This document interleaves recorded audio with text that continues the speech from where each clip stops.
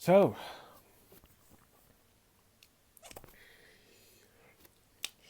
here we are.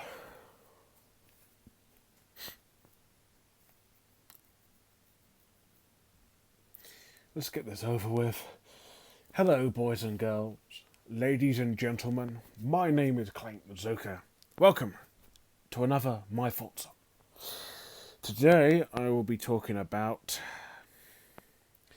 Shrek the Third. And this was requested by, hopefully I will say the name correctly, Lorcan Lafferty, the Edd'n Eddy fan. He requested me to do the first SpongeBob movie, the Angry Birds movie. I've already done that. Come on, really? And the Madagascar series. And I will get to both of them. The SpongeBob movie and Sponge Out of Water I will do when I watch, closer to when I watch Sponge on the Run. Hopefully that'll be soon, at some point. The Madagascar films I will do, all four. You know, Madagascar 2, Escape to Africa, and then Madagascar 3, Year It's Most Wanted, and Penguins of Madagascar as well. So yeah, got to get this out of the way first, because oh boy, do we have a stinker. So Shrek the Third came out in 2007. This is the third film in what was already one of the most popular and most recognisable animated franchises at the time, Shrek. I love the first two films. I think they're funny, I think they're clever, I think they're heartfelt. The animation, while kind of dated, is really well done. I think it has some terrific talent behind it. Not just writing, directing, but voice talent too. I think they're both one of the best DreamWorks films I've seen. But, despite how recognisable DreamWorks was getting with Shrek, and I also mentioned another popular animated series from them, Madagascar. They did stuff with Aardman like Chicken Run, Wallace and Gromit, The Curse of the Were-Rabbit, Bee Movie, Neng Kung Fu Panda. DreamWorks was already making hit after hit, on par with Disney and Pixar, but mainly Pixar. And then came Shrek the Third. I didn't see it when it came out. I do remember it advertised. I must have watched it when it was on BBC One, I think. Yeah, I think so.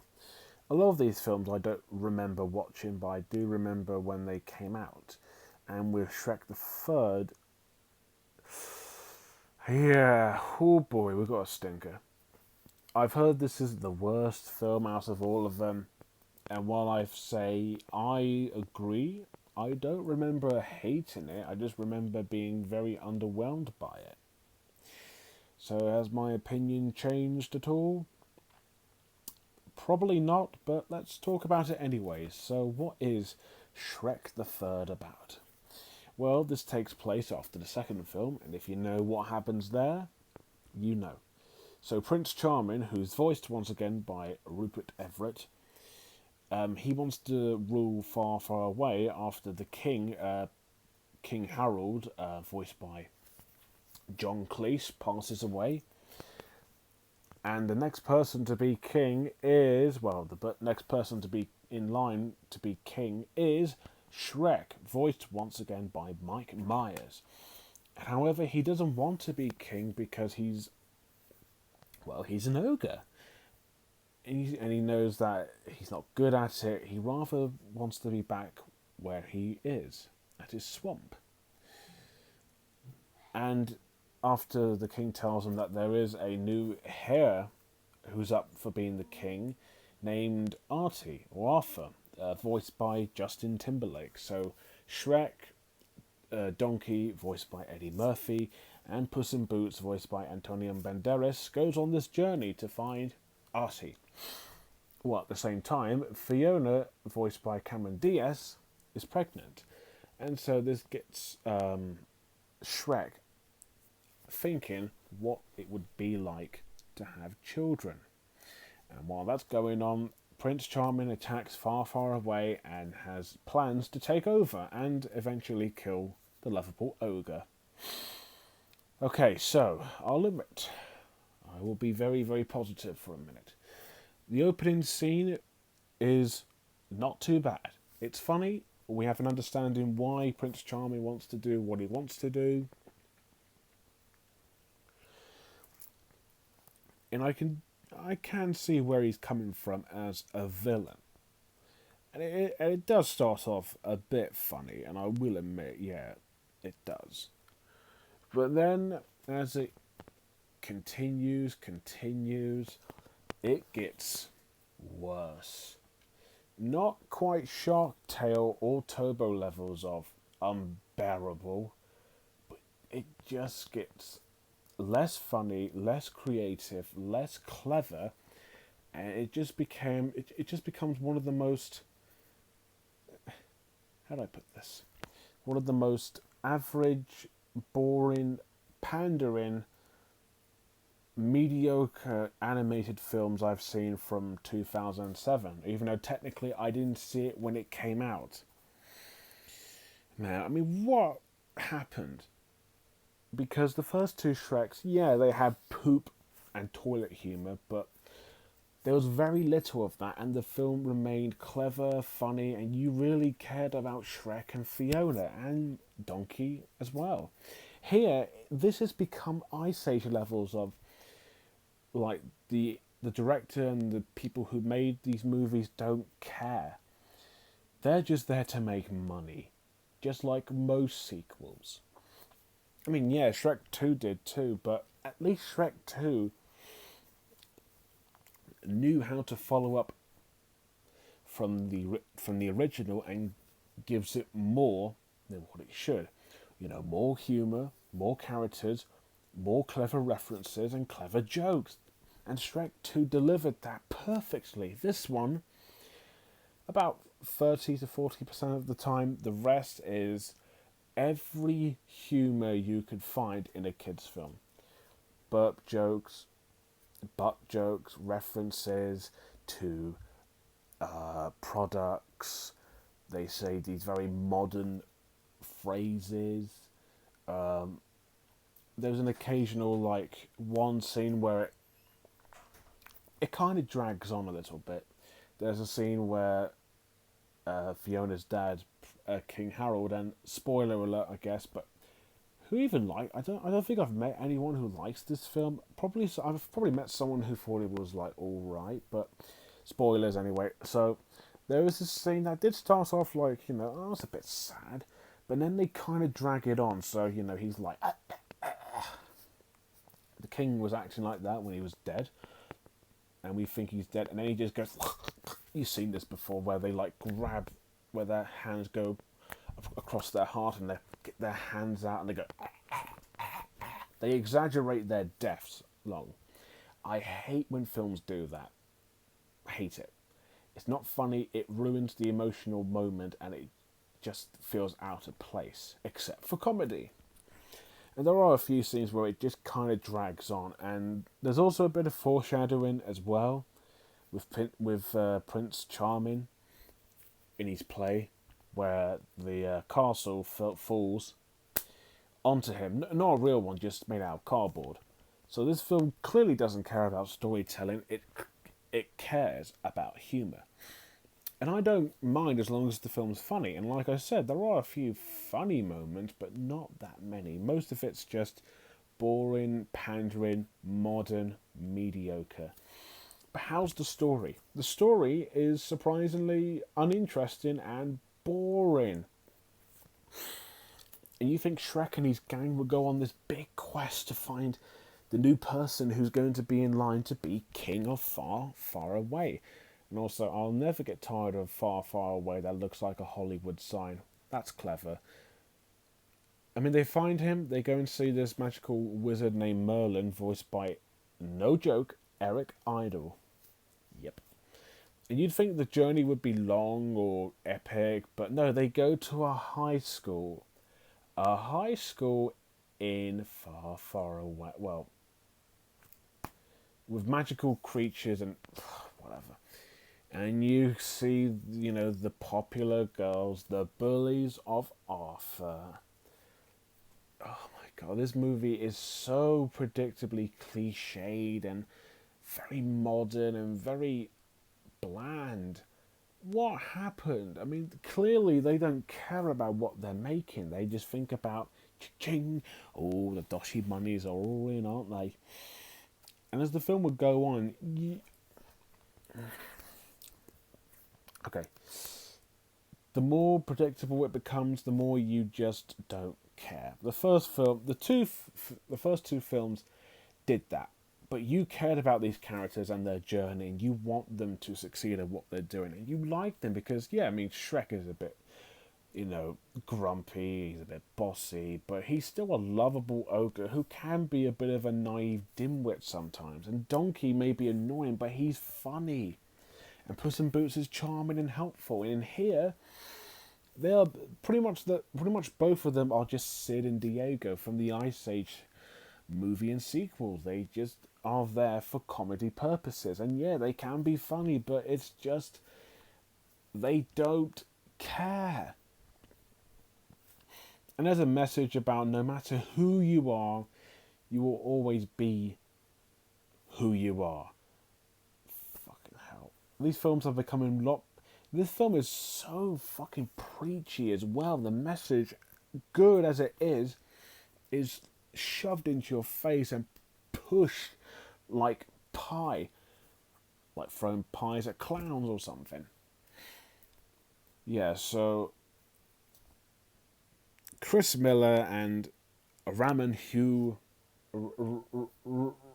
Raman guys, look, Chris Miller, I know you're a very talented guy, and I know you have been working on quite a lot of these DreamWorks films, and you even voiced Kowalski from Madagascar, but clearly the writing, the script, the directing, the humour, the execution, it all feels lost and downgraded compared to what are probably one of DreamWorks' most popular and profitable two films, which led to something that's unfunny, uninteresting, boring, pandering, and easily predictable.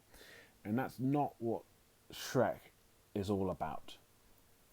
Animation. The animation still looks the same. I mean, it looks good and all, but there's not much I can say about it, really. The textures and the designs look slightly better. Shrek looks nicer in detail and texture. The new characters look cartoony, but they look kind of cool as well. The backgrounds look nice. The rendering's okay. The battle scenes are fun. There are a few funny visual gags, I guess. There's nice lighting. That's about it. Sorry if I don't have much to say, but the animation, again, it's good animation. Not the best from DreamWorks, but it's still good. But there's not much that's changed, or not much for me to go, oh, that's important. Oh, that stands out. I'm sorry. As good as the animation is, it's still really not enough to make it different or stand out, or to make this film any better. Characters and acting.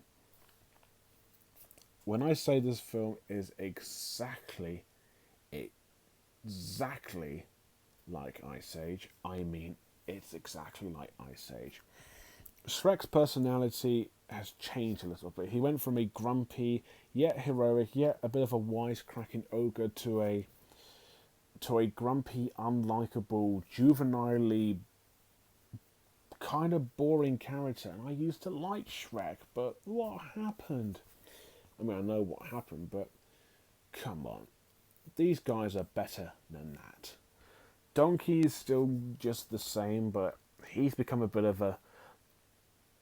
less of a character and more like a just noise and a comic relief that, again, is funny, but just not all the time. Puss in Boots is just the same. Fiona has less screen time than she does in the first two Shreks.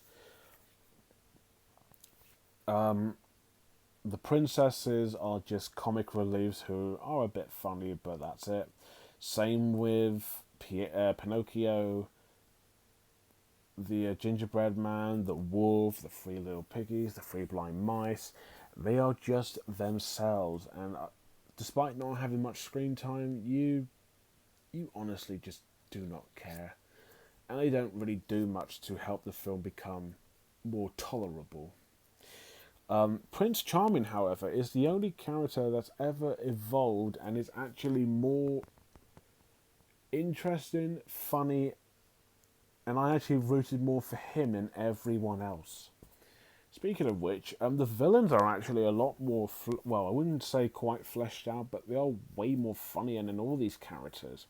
Like Captain Hook, who's voiced by Ian McShane, who would later be in Kung Fu Panda, and Coraline.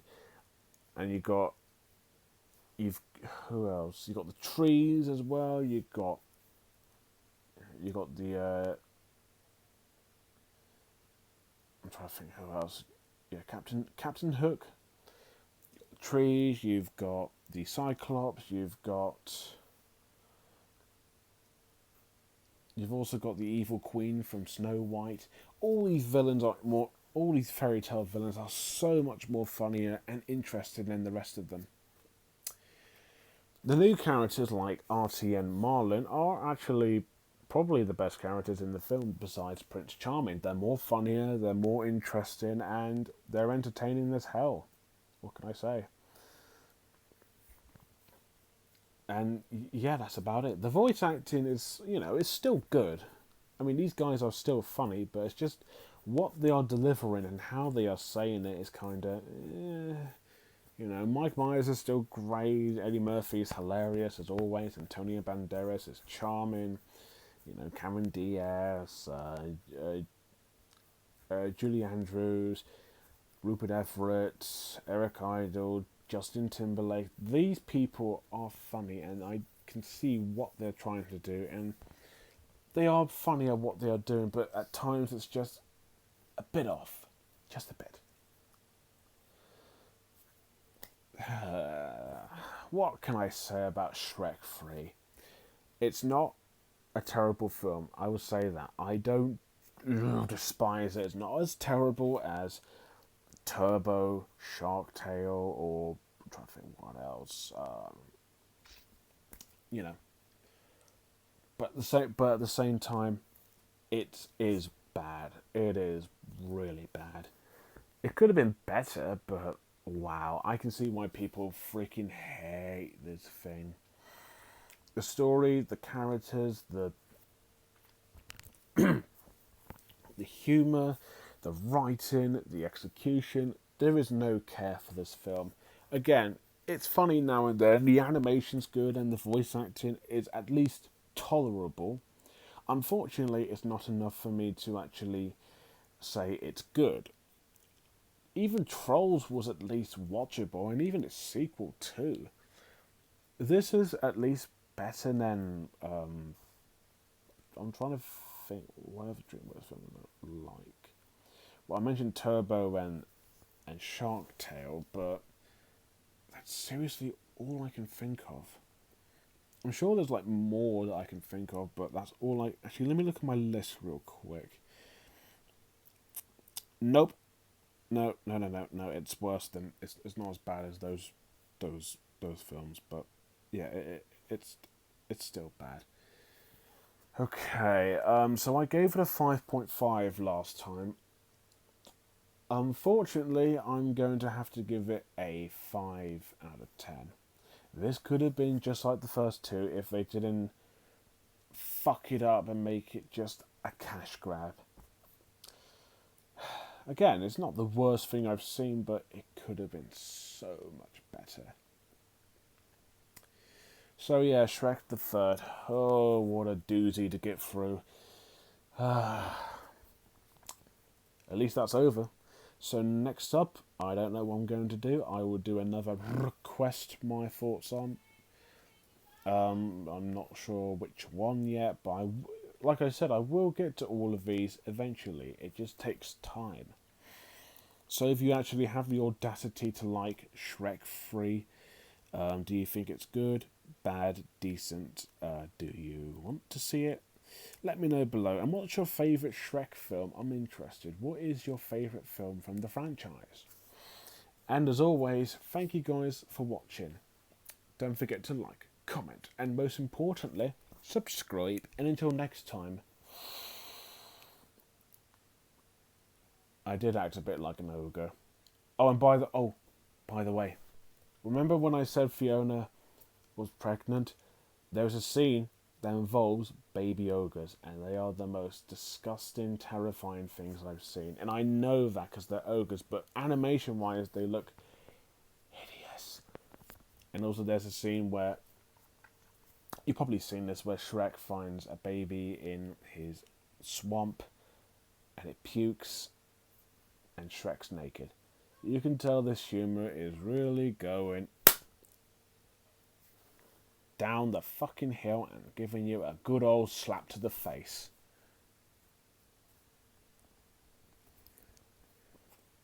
That's just... no. No.